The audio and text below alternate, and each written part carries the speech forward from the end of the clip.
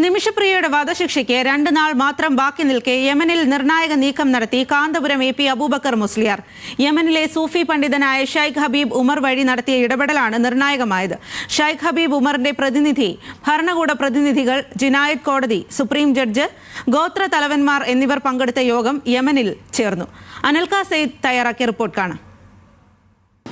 നിമിഷപ്രിയ കേസിൽ ഏറെ ശ്രദ്ധേയമായ ഇടപെടലാണ് കാന്തപുരം AP അബൂബക്കർ മുസ്ലിയാർ നടത്തിയിരിക്കുന്നത്. ഇതുമായി ബന്ധപ്പെട്ട് കാന്തപുരവുമായി അടുത്ത ബന്ധം കാത്തു സൂക്ഷിക്കുന്ന യമനിലെ പ്രധാനപ്പെട്ട സൂഫി പണ്ഡിതനായിട്ടുള്ള ഷെയ്ഖ് ഹബീബ് ഉമറിൻ്റെ നേതൃത്വത്തിലാണ് നിമിഷപ്രിയയുടെ മോചനവുമായി ബന്ധപ്പെട്ട് ഇടപെടൽ നടത്തിയിരിക്കുന്നത്.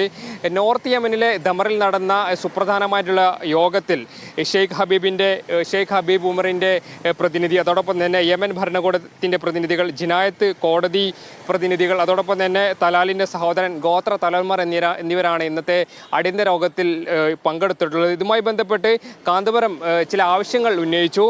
ബ്ലഡ് മണിക്ക് പകരമായി കുടുംബം മാപ്പ് നൽകി, വധശിക്ഷയിൽ നിന്ന് ഒഴിവാക്കി കുടുംബം മാപ്പ് നൽകുക എന്ന കാന്തപുരത്തിൻ്റെ ആവശ്യം കുടുംബം പരിഗണിച്ചതായാണ് ഇപ്പോൾ പുറത്തുവരുന്ന വാർത്തകൾ വ്യക്തമാക്കുന്നത്.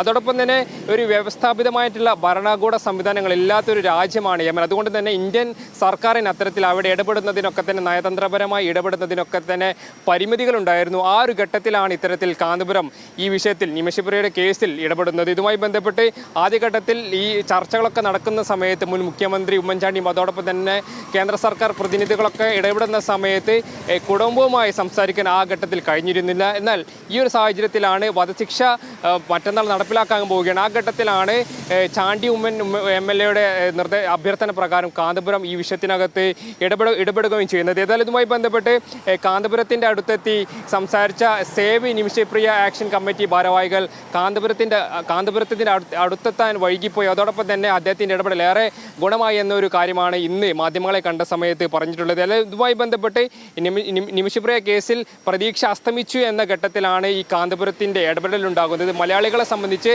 ഏറെ പ്രതീക്ഷ നൽകുന്ന ഒരു ഇടപെടലാണ് കാന്തപുരത്തിൻ്റെ അടുത്തുനിന്ന് ഉണ്ടായിട്ടുള്ളത്.